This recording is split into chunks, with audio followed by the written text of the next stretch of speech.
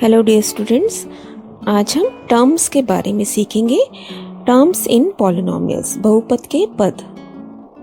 देखिए, पद क्या होता है। अभी तक हमने चर और अचर के बारे में सीखा था। तो चर और अचर को अगर हम आपस में गुणा या भाग कर दें, एक चर है एक अचर है, उनको गुणा और भाग कर दें, तो उनको ऐसा करने पर हमें एक पद प्राप्त होता है। By multiplying and dividing variables and constant we get a term. देखिए कैसे। 5x, दैट मीन्स 5 को x से आपने गुणा किया। 5 अचर है, x चर है, तो 5x का मतलब अभी हमने सीखा था पहले 5 गुणा x। इनको गुणा करने पे हमें एक टर्म मिल गई। घटा 3 गुणा y, ये भी एक टर्म बन गई। 7 अकेला है, एक टर्म है ये। 14 जेड स्क्वायर एक टर्म है। x ये भी एक टर्म है, ये भी एक टर्म। जहाँ पे भी गुणा और भाग हो रहे होंगे एक टर्म होगी। अब देखिए यहाँ गुणा और भाग में एक टर्म, और अगर प्लस माइनस हो जाते हैं बीच में तो वो अलग अलग टर्म काउंट होंगी। देखिए 5 अकेला लिखा है, दैट मीन्स एक पद है, one term only. 5x that is also one term. इसका क्या मतलब है? 5 को x से गुणा किया। 5 भाग x एक पद है। हमने सीखा है गुणा और भाग में एक ही पद माना जाएगा। अब यहाँ देखिए 5 जमा x, इन दोनों के बीच में क्या निशान आ गया? जमा। तो ये दो पद बन गए, एक ये और एक ये। तो कैसे हो गए? ये 2 टर्म्स हो गई, दो पद।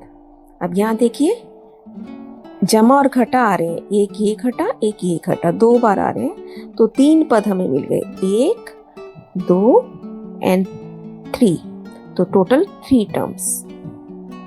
गुणांक, कोफिशिएंट ऑफ ए टर्म, जो कि गुणा किया जाता है। जैसे 5 को z से गुणा किया, तो z का गुणांक क्या हो गया?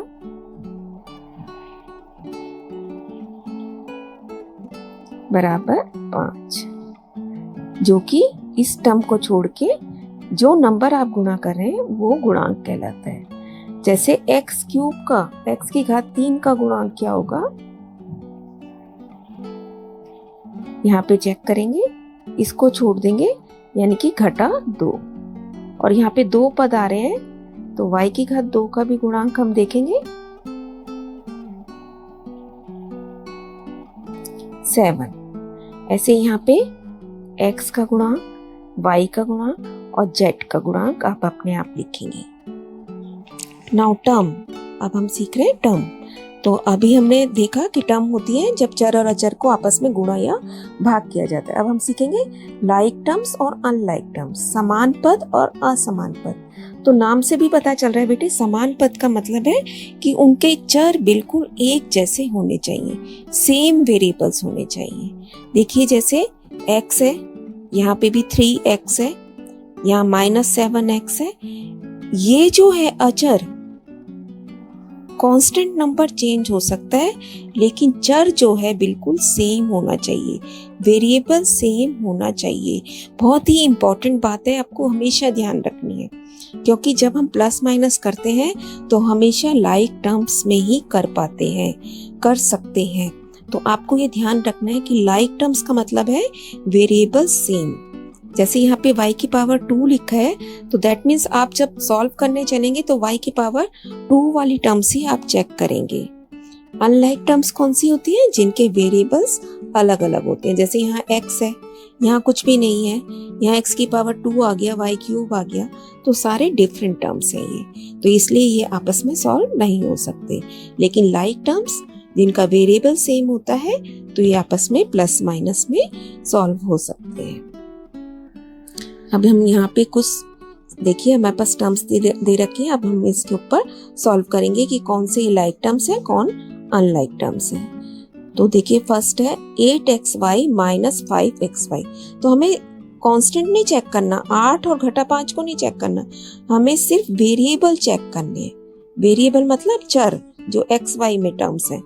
तो यहाँ देखिए, यहाँ xy, यहाँ पे भी xy है ना, तो इसका मतलब ये लाइक टर्म है। नेक्स्ट देखिए x एंड y, यहाँ x है, ये y ये नहीं है, अनलाइक टर्म्स हो गई है। नेक्स्ट x स्क्वायर, x की घात 2 और y सेम है, आगे पीछे करने से कोई फर्क नहीं पड़ता, ये सेम है। z स्क्वायर, तो देखिए यहाँ पे z की पावर 3 है, यहाँ पे z की पावर 2 है, तो ये अनलाइक टर्म है। यहाँ हम इस पे टिक करेंगे। ये देखिए हम यहाँ टिक कर रहे हैं ना, ये अनलाइक टर्म्स है। ऐसे ये इस कॉलम में टिक होगा ना, और ऐसे इस कॉलम में टिक होगा, इसका अनलाइक है।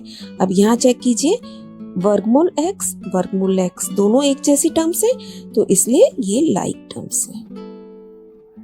स्टे ब्लेस्ड बेटा, कीप ऑन लर्निंग।